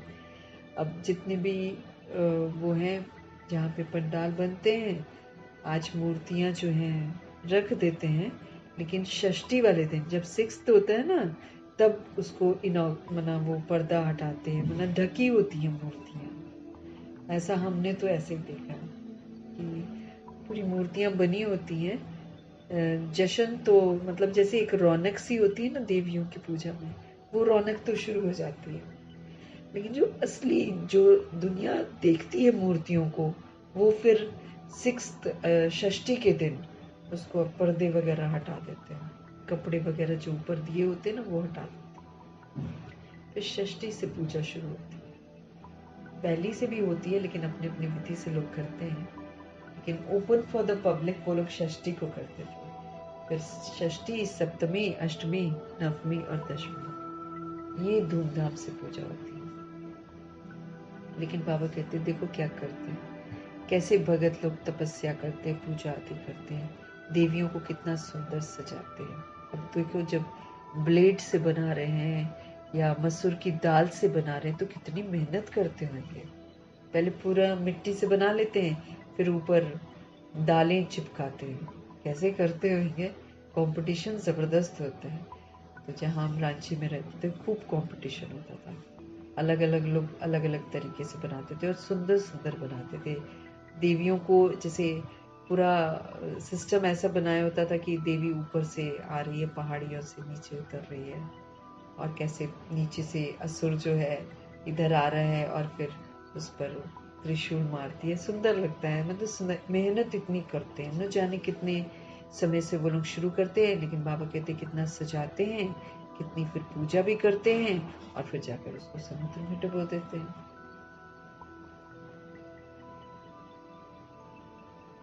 और मुंबई में गणेशा की कितनी पूजा करते हैं और फिर पानी में डुबो देते हैं। वो तो चलो सागर में डालते हैं, सागर का पानी। अब इसमें पेंट वेंट लगा होता है तो सारा पानी भी दूषित होता है ना। लेकिन एक रीति रस्म बना रखी है कि भाई पूजा की, ये किया वो किया, फिर उसको डुबा दो। हाँ, यादगार वही होता होगा कि देवकुल की आत्माएं हैं, पूजी जाती हैं, देवता होती हैं, लेकिन फिर वाम मार्ग में चली जाती हैं तो फिर डूब जाती हैं। ऐसा भी यादगार दिखाते होंगे।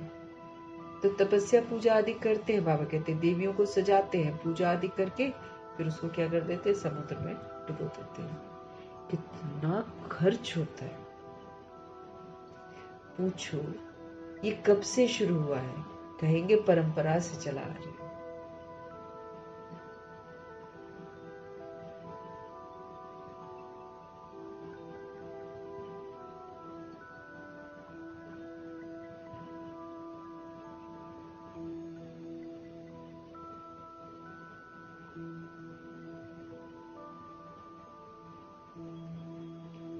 तो बाबा कह रहे हैं कि अगर उनसे पूछेंगे ना कि कब से शुरू हुआ, तो क्या कह देंगे, परंपरा से चला है।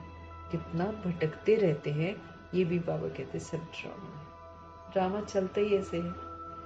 बाप बार बार बच्चों को समझाते हैं, हम तुमको बहुत मीठा बनाने के लिए आए हैं। अब फिर आज बता रहे हैं कि क्यों आए हैं। बाबा हम सभी को बहुत मीठा बनाने के लिए आए हैं। ये देवताएं कितने मीठे हैं, अभी तो मनुष्य कितने कड़वे हो गए। हम सभी आत्माओं में कितनी कड़वाहट आ जाती है, दैहिक कड़वाहट आती है, देह को देखकर हम कड़वे बनते हैं। तो बाबा अब हमें कड़वाहट से मुक्त करके मीठा बनाने के लिए आए। मीठा बनाना मीन्स गिरे हुओं को उठाना। अब आत्माएं जो हैं दिन पर दिन तो गिरती चली जाएंगी, लेकिन भगवान ने उनको क्या बोला है, हमको इनको उठाना है। सबसे ज्यादा हमको कड़वा बनाता है ये देह का अभिमान। ये जब हमारे अंदर आता है तब जाकर हमारे अंदर में सारी कड़वाहट आती है। ये सारे विकार जो है ये कड़वे ही तो है, हमको कड़वा ही तो बनाते हैं। अभी तो मनुष्य कितने कड़वे हो गए हैं। जिन्होंने बाप को बहुत मदद की थी उन्हों की पूजा करते रहते हैं, भगवान को तो भूल जाते हैं। अब भगवान का सत्य हम किसी को बताएंगे ना तो भक्ति वाले लोग जल्दी सुनते नहीं है। वो तो झूठी बातों पर, वो जड़ चित्रों में ही विश्वास करेंगे। भगवान अगर आकर सामने खड़े भी हो जाए ना तो भी वो जड़ चित्र को ही मानेंगे जिसमें कोई जान भी नहीं है, और जिसके आड़ में लोग आजकल कितनी तंत्र मंत्र करते हैं। सामने मूर्तियां रख देते हैं, भगत बेचारे सोचते ये देवी की मूर्ति है, ये देवी की पूजा कर रहे हैं, और वो करते हैं तंत्र मंत्र। तुम्हारी बाबा कहते हैं जिन्होंने बाप को बहुत मदद की थी सचखंड स्थापन करने में, पवित्रता को स्थापन करने में, स्व परिवर्तन करके विश्व परिवर्तन, उन्हों की पूजा करते रहते हैं। तुम्हारी पूजा भी होती है, मर्तबा भी तुम ऊंच प्राप्त करते हो, लेकिन मनोकामनाएं कौन पूरी करते हैं, भगवान जी करते हैं। वो देवी देवता नहीं मनोकामनाएं पूरी करते। हाँ, अभी संगम युग में जब देवकुल की जो आत्माएं होती है ना, जो ब्राह्मण बनती हैं, वो सबको प्रभु का परिचय देकर परमात्मा से जोड़ती हैं, वारिस बनाती हैं, तो उनकी मनोकामनाएं पूरी करती हैं। इस विधि से मनोकामना पूरी करती हैं। लेकिन संगम में तो मर्तबा भी तुम ऊंच प्राप्त करते हो। बाप खुद कहते हैं मैं तुमको अपने से भी ऊंच बनाता हूं। ऊंच से ऊंच भगवान की ही तो श्रीमत है। गीता में भी श्रीमत मशहूर है। श्री कृष्ण तो इस समय बाप से वर्षा ले रहे हैं। श्री कृष्ण की आत्मा के रथ में बाप ने प्रवेश किया है। आत्मा वही है, लेकिन रथ अलग अलग हो जाता है। श्री कृष्ण का रथ छोटा बॉडी है, लेकिन वो पुनर्जन्म में आते आते 83वें जन्म में दादा लेखराज बन जाते हैं। वो दादा लेखराज को वैराग आता है, वो पवित्र बनना चाहते हैं, वो भगवान को पुकारते, भक्ति उनकी पूरी हो जाती है तो भगवान उनको ज्ञान देते हैं, भक्ति का फल ज्ञान देते हैं।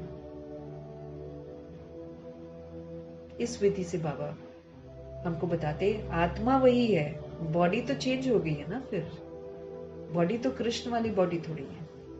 तो 83वें जन्म में जब ब्रह्मा जी अपने अंदर की कड़वाहट से तंग आ गए थे तो भगवान को ढूंढते थे, फिर भगवान जी ने उनको सत्य ज्ञान दिया।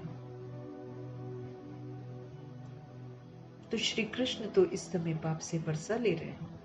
श्री कृष्ण की आत्मा के रथ में बाप ने प्रवेश किया है। तो कितनी वंडरफुल बात है। कभी किसकी बुद्धि में आएगा नहीं। समझने वालों को भी समझाने में बड़ी मेहनत लगती है। बाप कितना अच्छी रीति बच्चों को समझाते हैं। बाबा लिखते हैं सर्वोत्तम ब्रह्मा मुख वंशावली ब्राह्मण, सबसे उत्तम ब्रह्मा मुख वंशावली ब्राह्मण होते हैं जो भगवान के द्वारा पालना लेते हैं, शिक्षित होते हैं और फिर संपन्न संपूर्ण बनते हैं।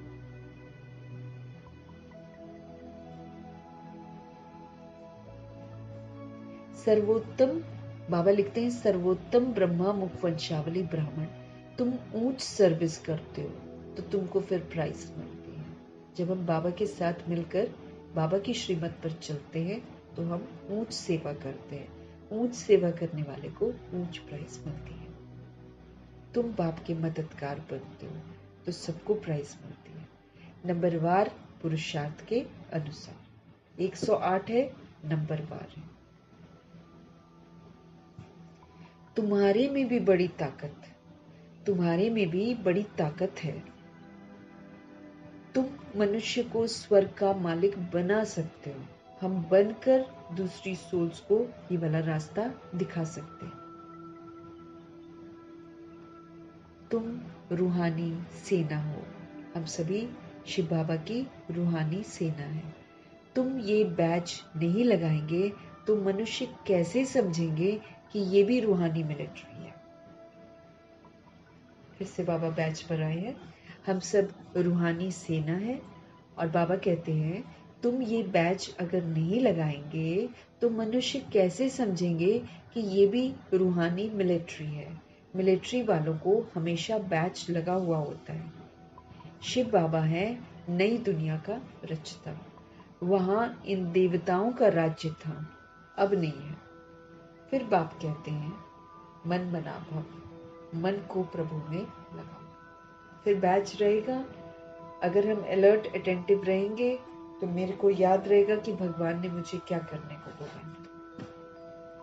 मुझे बाबा की यादों में रहना है, मुझे श्रीमत पर चलना है। ये एक रिमाइंडर है ना, तो इस स्मृति में भी रहते हैं। फिर लोग देखते हैं तो फिर वो भी पूछते हैं, है ना, तो उनको भी बताने का चांस मिल जाता है। तो बैच हमारे पास जरूर होना चाहिए। एक क्लास मैंने सुनी तो नहीं है, लेकिन किसी एक आत्मा ने कोई क्लास डाली हुई है कि बैच ने उसको बचाया। तो क्या उसकी सच्ची कहानी है ना, सच्चा वो अपना बताती है। सुन नहीं पाई हूँ मैं उसकी बात, लेकिन किसी ने डाला हुआ था बैच के बारे में। तो बैच भी हमारी बहुत रक्षा करता है। ये हमारे लिए एक सुरक्षा कवच है।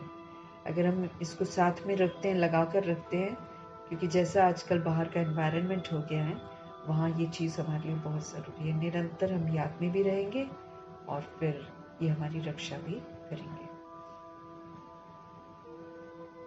तो बाबा कहते बैच लगाओ ना, तभी तो समझेंगे ना कि हाँ ये रूहानी मिलिट्री है। मिलिट्री वालों को हमेशा बैच लगा हुआ होता है। शिव बाबा है नई दुनिया के रचता। वहाँ इन देवताओं का राज्य था, अब नहीं है। फिर बाप कहते हैं मन को मेरे में लगाओ। अब ये जो तुम्हारी देह है, देह सहित सब संबंध छोड़कर अब सिर्फ तुम मुझे याद करो तो श्री कृष्ण की डिनास्टी में आ जाएंगे। क्या कंडीशन है बाबा की? बाप कहते हैं मन मना भव, मन को मेरे में लगाओ, देह सहित सारे संबंध को अब छोड़ दो, माँ में कम याद करो, अब सिर्फ मुझे याद करो तो श्री कृष्ण की डिनास्टी में आ जाएंगे। इसमें लज्जा की तो बात ही नहीं है, लज्जा तो करनी नहीं है। यहाँ पर बाबा कहते हैं कोई झूठ तो बोल नहीं रहे ना। बाप की याद रहेगी। बाप इनके लिए भी बताते हैं कि ये नारायण की पूजा करते थे। कौन? दादा लेखराज जी। नारायण की मूर्ति हमेशा साथ में रहती थी। ये मालूम ही नहीं है कि मैं ही नारायण था। चलते फिरते नारायण को देखते रहते थे। अभी तुम बच्चों को ज्ञान है कि बैच तो जरूर लगा रहना चाहिए। बहुत बार बाबा बोल रहे हैं, है ना, ये रक्षा जरूर होनी चाहिए। मैं तो लगाती हूँ, मैं तो घर पे भी लगाती हूँ और बाहर भी लगा कर रखती हूँ। अच्छा लगता है, मुझे लगता है जैसे सेफ हूँ, ऐसे लगता है। तो हर वक्त हमको लगा कर रखना चाहिए, इवल से भी हम बचेंगे।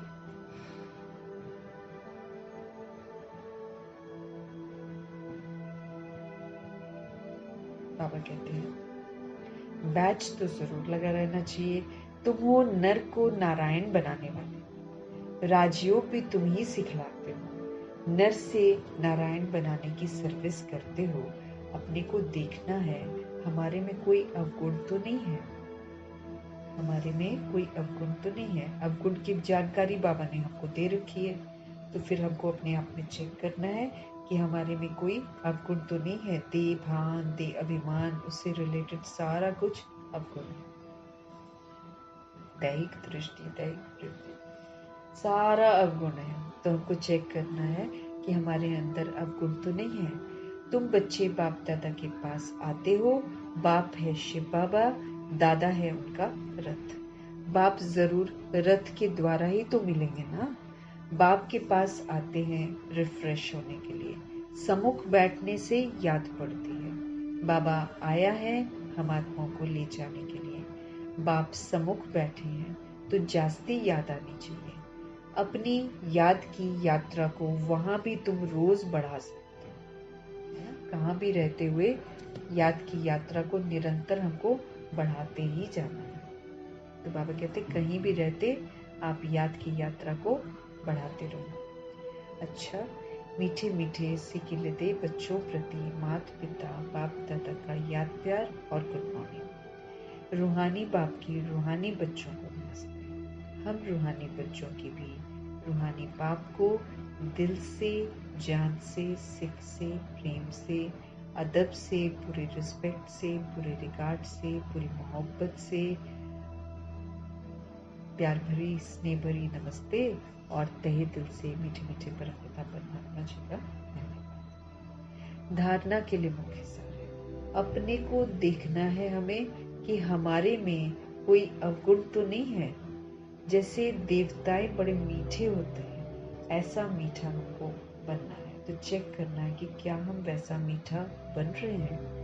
वो सत्यता, वो दिव्यता, वो सभ्यता क्या हम आत्मा में आ रही है जो देवताओं में होती है।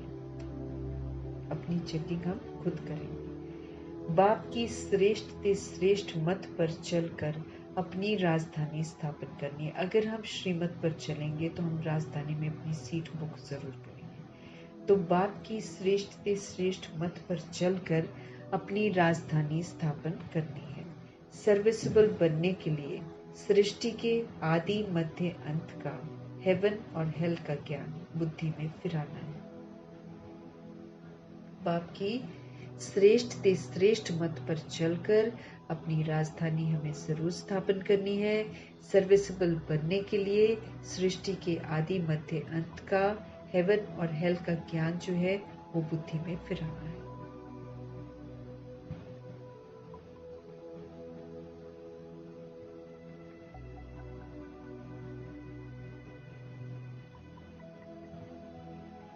श्रेष्ठ से श्रेष्ठ मत पर हमको चलना है। अपनी राजधानी हमको खुद स्थापन करनी है। सर्विसेबल बनने के लिए सृष्टि के आदि मध्य अंत का, हेवन और हेल का ज्ञान बुद्धि में फिराना है।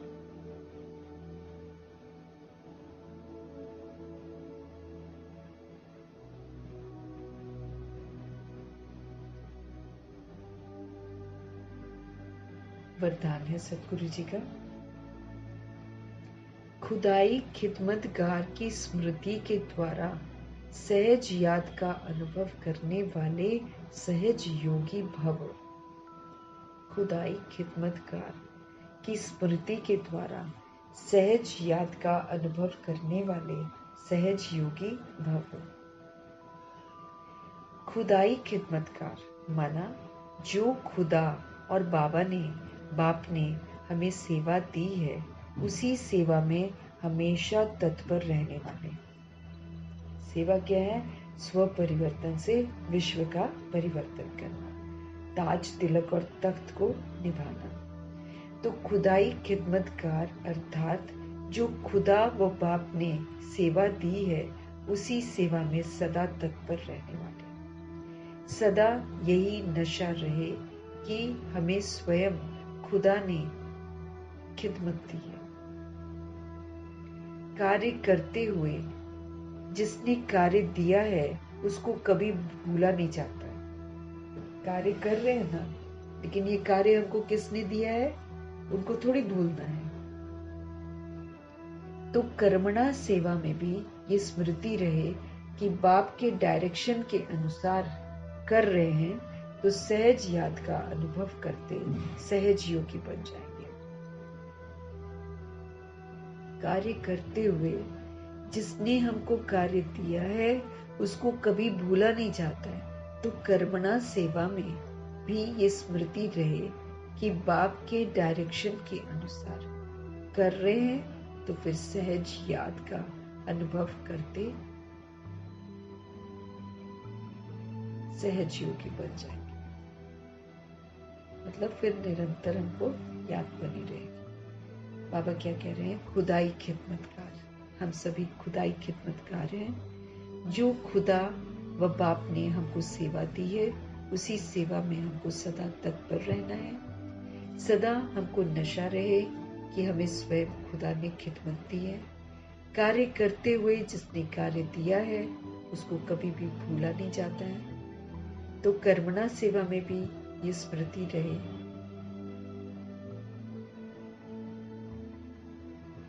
कार्य करते हुए जिसने हमें कार्य दिया है उसको कभी भूला नहीं जाता। तो कर्मणा सेवा में भी ये स्मृति रहे कि बाप के डायरेक्शन के अनुसार कर रहे हैं, तो सहज है, तो सहज याद है का अनुभव करते सहज योगी बन जाए। ये हमको स्मृति सदा रहे कि हम बाप के डायरेक्शन के अनुसार सब कुछ कर रहे हैं। तो याद रहेगा ना, डायरेक्शन के बाबा याद रहेंगे, तो सहज याद का हम अनुभव करते फिर क्या हो जाएंगे? सहज योगी बन जाएंगे। स्लोगन: सदा गॉडली स्टूडेंट लाइफ की स्मृति रहे, तो माया समीप नहीं आ सकती है। अगर हम सदा गॉडली स्टूडेंट लाइफ की स्मृति में रहें, तो माया समीप आ नहीं सकती।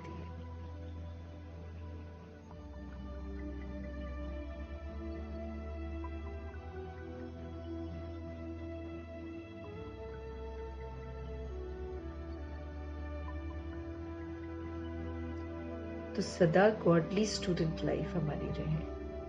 अगर हम स्मृति में ना मैं गॉडली स्टूडेंट हूँ, तो बाबा कहते फिर माया कभी भी समीप नहीं आएगी। हम अलर्ट रहेंगे, हम अटेंटिव रहेंगे, और जो बाबा होमवर्क देते वो हम करेंगे। तो हमारी गॉडली स्टूडेंट लाइफ तो एंड तक है। जब तक हम बॉडी नहीं छोड़ते ना, तब तक गॉडली स्टूडेंट लाइफ है। इसमें कर्मातीत बनना है, तो एंड में ही तो कर्मातीत बनेंगे, लेकिन अवस्था कर्मातीत की अभी से बनाएंगे। ये नहीं कि अंत में हम करेंगे, नहीं, करना तो अभी से।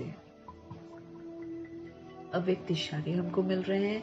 लगन की अग्नि को प्रज्वलित करने की समझ दे रहे हैं बाबा, और कह रहे हैं कि योग को अब बना दो ज्वाला रूप। साधारण योग मत करो, अब ज्वाला रूप योग बनाओ।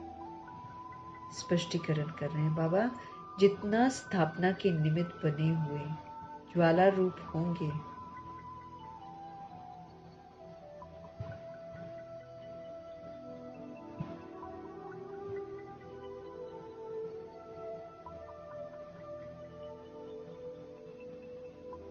तो जितना स्थापना के निमित्त बने हुए ज्वाला रूप होंगे, उतना ही विनाश ज्वाला प्रत्यक्ष हो। जितना स्थापना के निमित्त सोल्स है ना, जितना वो सोल्स ज्वाला रूप होंगी, उतना ही विनाश ज्वाला और प्रत्यक्ष होगी। संगठन रूप में ज्वाला रूप की याद विश्व के विनाश का कार्य संपन्न करेगी। बाबा के बच्चे संगठन रूप में ज्वाला रूप की याद में रहेंगे, एक बाप दूसरा न कोई वाली स्थिति में रहेंगे। तो बाबा कहते ये जो याद है ना, परफेक्ट याद,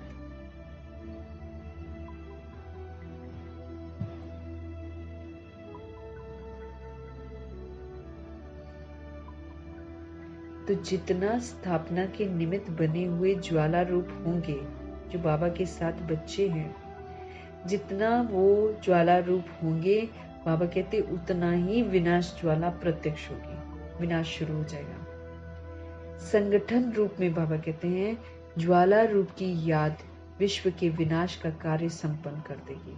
अगर हमारी ज्वाला रूप की याद होगी, तो बाबा कहते हैं जो हस्तियां है ना, बाबा कहते हैं संगठन रूप में ज्वाला रूप की याद, फिर जो विश्व का विनाश करने वाली सोल्स हैं, वो अपना कार्य संपन्न करेंगे। फटाफट बॉम्ब्स गिराएंगे, फटाफट लड़ाई शुरू हो जाएगी, है ना। लड़ाई की अवस्था तो बन गई है, भारत में तो बन गई है, और बाकी बाहर तो वैसे ही उबल रहे हैं लोग।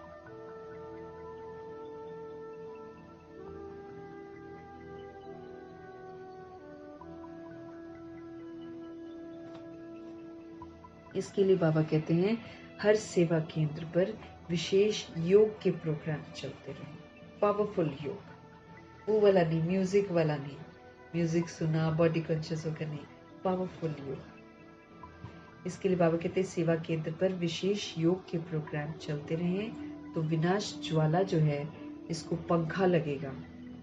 योग अग्नि से विनाश की अग्नि चलेगी, ज्वाला से फिर ज्वाला प्रज्वलित हो जाएगी। इधर अच्छा, उधर बुराई की समाप्ति। बाबा कहते हैं हर सेवा केंद्र पर विशेष योग के प्रोग्राम चलते रहें तो विनाश ज्वाला को पंखा लगेगा। हवा देते हैं ना, आग को थोड़ा सा लगाते हैं, फिर उसको हवा देते हैं ना, तो वो फिर और भड़कती है। तो बाबा कहते हैं वो एक पंखे का काम करेगा और योग अग्नि से फिर विनाश की अग्नि जग जाएगी।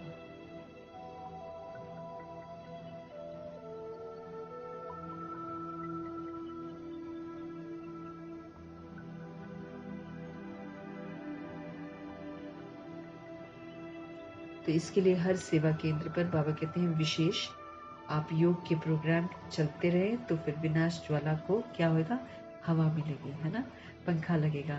योग अग्नि से विनाश की अग्नि फिर जलेगी, ज्वाला से फिर ज्वाला भड़क जाएगी। इधर बाबा के साथ योग कनेक्शन, फायरी योग, उधर जो विनाश वाले करने वाले यादव कौरव यवन है वो भड़क जाएंगे और विनाश कर।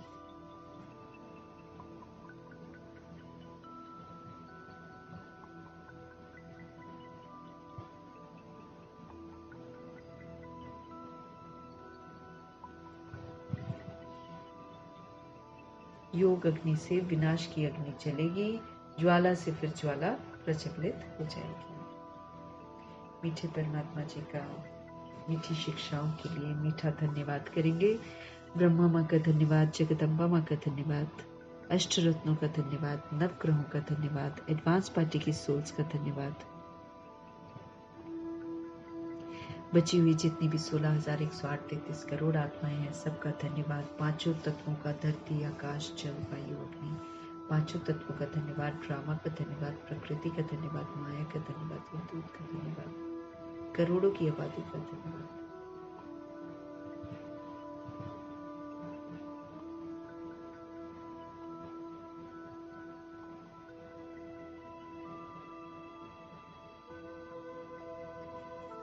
फिर ड्रामा का धन्यवाद, प्रकृति का धन्यवाद, माया का धन्यवाद, यमदूत का धन्यवाद, करोड़ों की आबादी का धन्यवाद, साधनों का धन्यवाद, साधन बनाने वालों का धन्यवाद, साथ में रहने वाली सोल्स का धन्यवाद, सहयोगी आत्माओं का धन्यवाद, अविनाशी खजानों का धन्यवाद, अनमोल समय का धन्यवाद, पूरे यूनिवर्स का धन्यवाद, शरीर रूपी इंस्ट्रूमेंट का धन्यवाद, आप सभी सोल्स का धन्यवाद, सृष्टि की मेहमान नवाजी का हम तहे दिल से धन्यवाद करेंगे। धन्यवाद करते हुए ओम शांति।